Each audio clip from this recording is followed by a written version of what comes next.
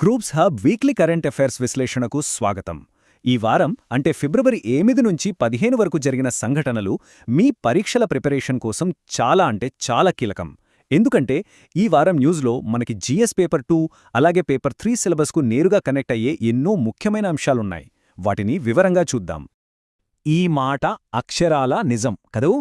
అందుకే మనమిక్కడ కేవలం వార్తలు చదవడం లేదు, ఆ వార్తల్ని సిలబస్తో ఎలా లింక్ చేసుకోవాలి, మెయిన్స్ ఆన్సర్స్లో ఎలా ఉపయోగించాలి అనే స్మార్ట్ స్ట్రాటజీని కూడా నేర్చుకుంటున్నాం. ఈ వారం జరిగిన ఈ 3 పరిణామాలు గేమ్ చేంజర్స్ అని చెప్పొచ్చు. ఇవి మీ మెయిన్స్ సమాధానాల నాణ్యతను ఖచ్చితంగా ప్రభావితం చేస్తాయి. అందుకే వాటిని లోతుగా విశ్లేషించడం చాలా ముఖ్యం. పదండి ఒక్కొక్కటిగా చూద్దాం. సరే, ఇక ఈ వారం మన ఎజెండా చూద్దాం. ముందుగా నేషనల్ అండ్ డిఫెన్స్ న్యూస్, ఆ తర్వాత international, economy, polity, science and tech, చివరిగా స్పోర్ట్స్. ఇలా ఈ 6 కీలక రంగాల్లోని ప్రతి అంశం మన పరీక్షలకు ఎలా ఉపయోగపడుతుందో తెలుసుకుందాం. ముందుగా నేషనల్ అండ్ డిఫెన్స్ స్కాన్తో మొదలుపెడదాం. ఈ విభాగంలో మన దేశ భద్రతకు అలాగే సామాజిక సంక్షేమానికి సంబంధించిన కీలకమైన అప్డేట్స్ ఉన్నాయి. ఈ వారంలో మన డిఫెన్స్ సెక్టార్లో 2 పెద్ద డెవలప్మెంట్స్ జరిగాయి. ఒకటి, డిఫెన్స్ అక్విజిషన్ కౌన్సిల్ 114 రాఫెల్ జెట్ల కొనుగోలుకు గ్రీన్ సిగ్నల్ ఇచ్చింది. ఇది మన ఎయిర్ ఫోర్స్ బలాన్ని మరింత పెంచుతుంది. ఇక రెండవది, ఒడిషాలోని చాందీపూర్ నుంచి అగ్ని-3 ప్రళయ్ మిసైల్స్ను విజయవంతంగా పరీక్షించాం. ఇక సోషల్ వెల్ఫేర్ విషయానికొస్తే ఢిల్లీ ప్రభుత్వం బాలికల కోసం లఖ్పతి బిటియా యోజనాను అలాగే PMUY 2.0 కింద మరో 3.53 లక్షల కొత్త ఇళ్లకు ఆమోదం తెలపడం ముఖ్యమైన విషయాలు. ఇప్పుడు అంతర్జాతీయ వేదికపై మన దేశం వేస్తున్న వ్యూహాత్మక అడుగుల గురించి చూద్దాం. ముఖ్యంగా ఇండియా-US ట్రేడ్ డీల్, దాని చుట్టూ ఉన్న చర్చ, అలాగే అంతర్జాతీయ స్థాయిలో మన దేశానికి దక్కిన ఒక ముఖ్యమైన గౌరవం గురించి తెలుసుకుందాం. ఇండియా-US ట్రేడ్ డీల్ అనేది ఈ వారం హాట్ టాపిక్. ఒకవైపు ప్రభుత్వం మన పంటలకు ఎలాంటి ప్రమాదం లేదు అని హామీ ఇస్తోంది, కానీ మరోవైపు డ్రైడ్ డిస్టిలర్స్ గ్రెయిన్స్ అంటే DDGs ఇంకా సోయాబీన్ ఆయిల్ దిగుమతులపై రైతులు ఆందోళన వ్యక్తం చేస్తున్నారు. ఎందుకంటే అవి జెనెటికలీ మోడిఫైడ్ అంటే GM పంటల నుంచి వస్తున్నాయనేది వారి భయం. సో ఇది మెయిన్స్ ఎగ్జామ్లో అనాలిసిస్ చేయడానికి ఒక పర్ఫెక్ట్ కేస్ స్టడీ. అసలు ఈ DDGs అంటే ఏమిటి? సింపుల్గా చెప్పాలంటే అమెరికాలో మొక్కజొన్న నుంచి ఇథనాల్ తీశాక మిగిలిపోయే ఒక బై ప్రాడక్ట్. ఇందులో ప్రోటీన్ ఎక్కువగా ఉండటంతో దీన్ని పశువుల దాణగా వాడతారు. మరి సమస్య ఎక్కడొచ్చిందంటే ఆ మొక్కజొన్న GM కావచ్చు, దాని అవశేషాలు ఈ దాణలో ఉండొచ్చు అనేదే ఇక్కడ ప్రధాన వివాదం. ఈ చార్ట్ చూడండి, చాలా ఆసక్తికరంగా ఉంది కదా. కరప్షన్ పర్సెప్షన్ ఇండెక్స్లో మన ర్యాంక్ 91, కానీ నెట్వర్క్ రెడీనెస్ ఇండెక్స్ అంటే డిజిటల్ ఇన్ఫ్రాస్ట్రక్చర్లో మన సంసిద్ధతలో ర్యాంక్ 45. అంటే దీని అర్థమేంటి? మనం గవర్నెన్స్లో కొన్ని సవాళ్లను ఎదుర్కొంటున్నా టెక్నాలజీ, డిజిటల్ రంగంలో మాత్రం చాలా వేగంగా దూసుకెళ్తున్నాం. ఈ వ్యత్యాసం అనేది మీ అనాలిసిస్కి చాలా ముఖ్యమైన పాయింట్. ఇక మన ఎకానమీ సెక్షన్కి వద్దాం. ఈ వారం ఆర్థిక ప్రపంచంలో అతిపెద్ద వార్త RBI monetary policy review. Repo రేటును ఎందుకు మార్చలేదు, మన ఆర్థిక వ్యవస్థ భవిష్యత్తు ఎలా ఉండబోతోంది, ఈ విషయాలన్నీ ఇప్పుడు చర్చిద్దాం. So monetary policy committee repo రేటును 5.25% వద్దే స్థిరంగా ఉంచింది. అంటే ప్రస్తుతానికి వడ్డీ రేటులలో ఎలాంటి మార్పు ఉండదు. ప్రపంచ ఆర్థిక పరిస్థితి అనిశ్చితంగా ఉన్న ఈ సమయంలో స్థిరత్వానికే పెద్ద పీట వేయాలన్న RBI ఆలోచన దీని వెనక స్పష్టంగా కనిపిస్తోంది.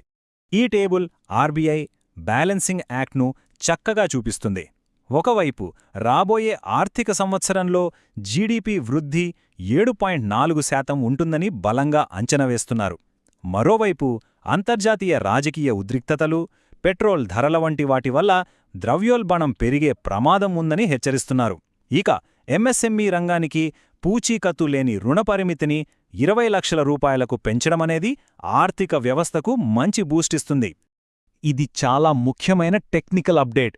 గుర్తుంచుకోండి, మన గణాంకాల మంత్రిత్వ శాఖ అంటే MoSPI బేస్ ఇయర్ను మార్చింది. GDP IIPకి కొత్త బేస్ ఇయర్ 2022-23, CPIకి 2024. దీనివల్ల ఏమవుతుందంటే పాత డేటాతో కొత్త డేటాను పోల్చడం కష్టమవుతుంది. సో ఇకపై మీరు ఎకనామిక్ ట్రెండ్స్ని అనలైజ్ చేసేటప్పుడు ఈ మార్పును దృష్టిలో పెట్టుకోవాలి. ఓకే, ఇప్పుడు పాలిటీ అండ్ గవర్నెన్స్ సెక్షన్కి వెళ్దాం. ఈ విభాగంలో ఒక ల్యాండ్మార్క్ సుప్రీంకోర్టు తీర్పు అలాగే టెక్నాలజీకి సంబంధించిన కొత్త రూల్స్ గురించి మనం తెలుసుకోబోతున్నాం. ఆటిజం కోసం స్టెమ్ సెల్ థెరపీ. ఇది సైన్స్కు సంబంధించిన విషయమా లేక ఎథిక్స్కు సంబంధించిన విషయమా?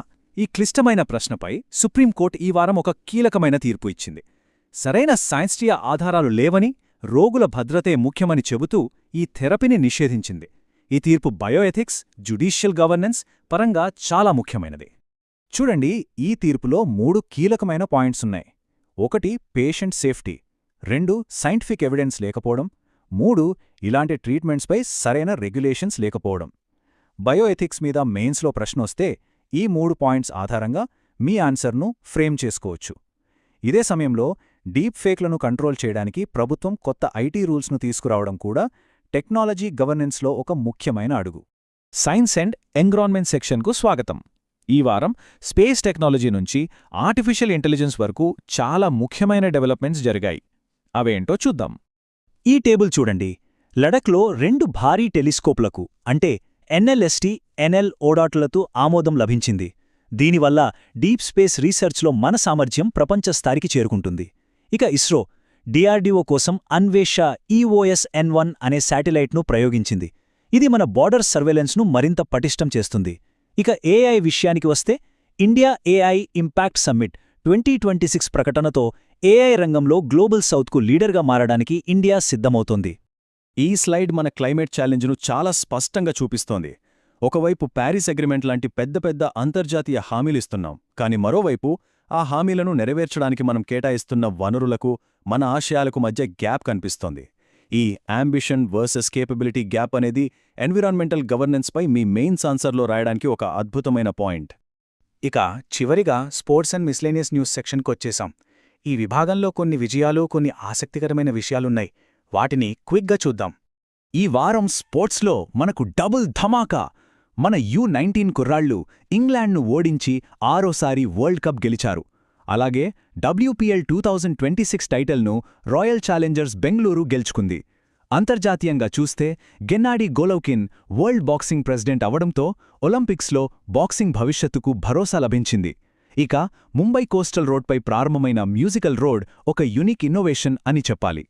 సరే, ఇప్పటివరకు మనం చర్చించుకున్న విషయాలు ఎంతవరకు గుర్తున్నాయో టెస్ట్ చేసుకుందామా? రెడీగా ఉండండి. మీకోసం ఒక ర్యాపిడ్ ఫైర్ క్విజ్. ఒక్కో ప్రశ్నకు జవాబు చెప్పడానికి కేవలం 5 సెకండ్ల టైం మాత్రమే. Let's start. మొదటి ప్రశ్న, ఆర్బీఐ ప్రకటించిన మారని రెపో రేట్ ఎంత?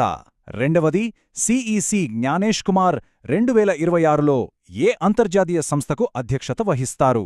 మూడవది, ప్రళయ్ క్షిపణిని ఎక్కడి నుంచి ప్రయోగించారు? నాలుగవ ప్రశ్న, కొత్త ఐటీ రూల్స్ ఏ కంటెంట్ను టార్గెట్ చేస్తున్నాయి? ఐదవది, U19 వరల్డ్ కప్ ఫైనల్లో మనం ఏ దేశాన్ని ఓడించాం? మీ సమాధానాలను కింద కమెంట్స్లో తెలియజేయండి. చూశారు కదా, ఈ వారం వార్తలు కేవల వార్తలు కావు. ఇవి మీ GS పేపర్ 2, పేపర్ 3 సిలబస్లోని monetary policy, judicial review, international relations లాంటి ఎన్నో కోర్ టాపిక్స్తో ముడిపడున్నాయి. ఒకటి గుర్తుంచుకోండి, ప్రిపరేషన్లో ప్రతి ఒక్కరూ అలసిపోతారు, సందేహపడతారు. కానీ లో ఎనర్జీ డేస్లో కూడా పుస్తకం పట్టుకుని కూర్చున్న వాళ్లే విజేతలవుతారు. స్థిరంగా ఉండండి, ఫోకస్డ్గా ఉండండి. ఇది గ్రూప్ సబ్, మీ ప్రిపరేషన్ పార్ట్నర్. ఈ విశ్లేషణ మీకు నచ్చితే లైక్ చేసి సబ్స్క్రైబ్ చేసుకోండి. మళ్ళీ వచ్చే వారం కలుద్దాం.